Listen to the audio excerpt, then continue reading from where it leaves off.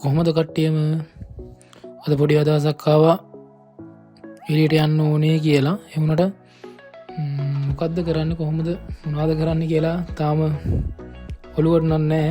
එහෙනම් අපි එළියට ගිහින්ම බලමු. කොහොම කියන්න ඕනේ මේ අපේ හොස්ටල් එක. මම මේ හොස්ටල් එක ඇතුළේ ඉඳන් තමයි ඉතින් යන්නේ. අපි එනම් යමු.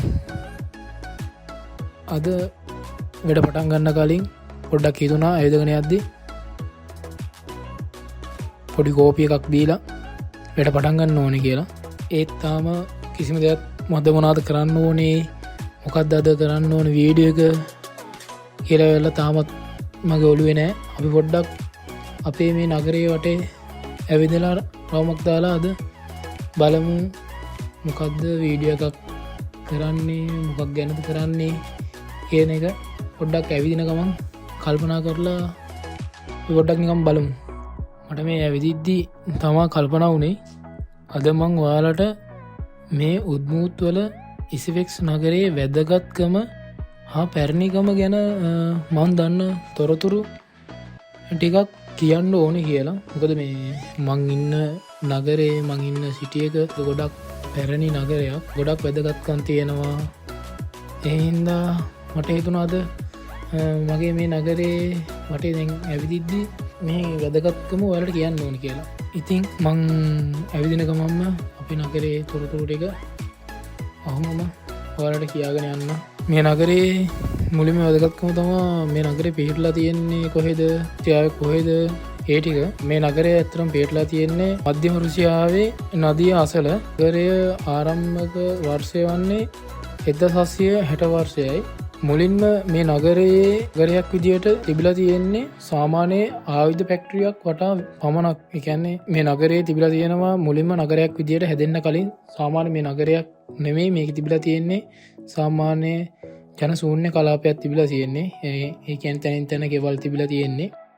නගරයක් විදියට හැදිලා තියෙන්නේ ආයුධ නිෂ්පාදනය කරපු ෆැක්ටරියක් හදලා තියෙනවා. මේ ෆැක්ටරිය වටා තමයි නගරයක් විදියට ටැක්සිලා තිබිලා තියෙන්නේ. ඇත්තටම මේ උද්මුත් වල මුල්ම භාෂාව විදියට ගොඩක්ම පරණ කාලේ තිබිලා තියෙන්නේ උද්මුත් භාෂාවයි. උද්මුත් භාෂාවෙන් පස්සේ තමයි රෂියන් භාෂාව මේ නගරයට ඇවිල්ලා තියෙන්නේ. ඒ නිසා මේ නගරේ මුල්ම භාෂාව විදියට උද්මුත් භාෂාව තමයි ගොඩක්ම තිබිලා තියෙන්නේ. කොහොම පයින් ඉතින් ඉස්සරහට ඉතින් අපි ඇවිදගෙන යද්දී මේ නගරේ තවත් වටිනාම දෙයක් තමයි මේ නගරේ ඉස්සල්ලාම පැරණියටම තිබිලා තියෙන්නේ. ගොඩක් මේ මිනිස්සු කෘෂිකර්මාන්තයට වගාවන්ට ගොඩක් පාවිච්චි කරලා එතකොට මේ මිනිස්සු එදිනෙදා ජීවිතය ගෙනයාගෙන තියෙන්නේ කෘෂිකර්මාන්තයෙන්. අතීතයේ මේ නගරේ ගොඩක්ම කෘෂිකාර්මික නගරයක් වෙල ලෙස තමයි තිබිලා තියෙන්නේ.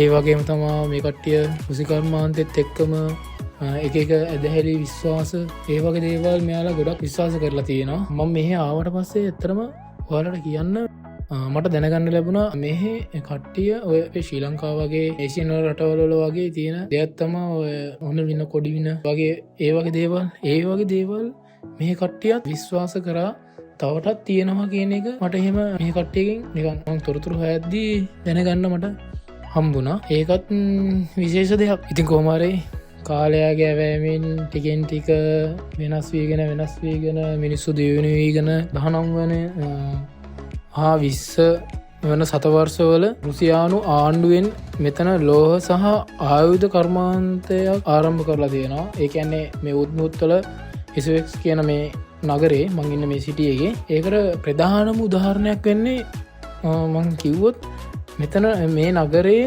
සෝවියට් කාලයේ ඉතා වැදගත් ආයුධ නිෂ්පාදනය මධ්‍යස්ථානයක් වෙලා තියෙනවා. ඒකට තවත් ලිහිල් ලෙස උදාහරණ දැක්වුවොත් ඔයාලත් මහත් දන්න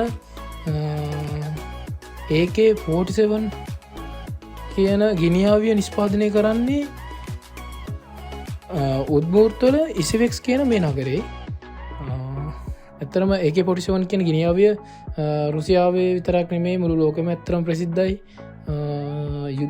යුද්ධවලදී ගොඩක් පාවිච්චි කරනවා. ඇත්තරම ගොඩක් තාක්ෂණයට ගිනියාවියක්.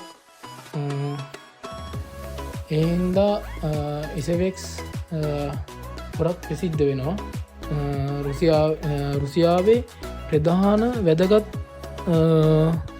නගරයක් ලෙස මේ ඉසවෙක්ස් ගොඩක් රුසියාවට වටිනවා. ඒ වගේම දැන් වර්තමාන වෙනකොට ගොඩක් ආයුධ ෆැක්ටරි මේ ඉසවෙක්ස් කියන නගරේ වටා තමා බහුල ලෙස දක්නට ලැබෙන්නේ. මෙහින් තමා නිෂ්පාදනය කරන්නේ.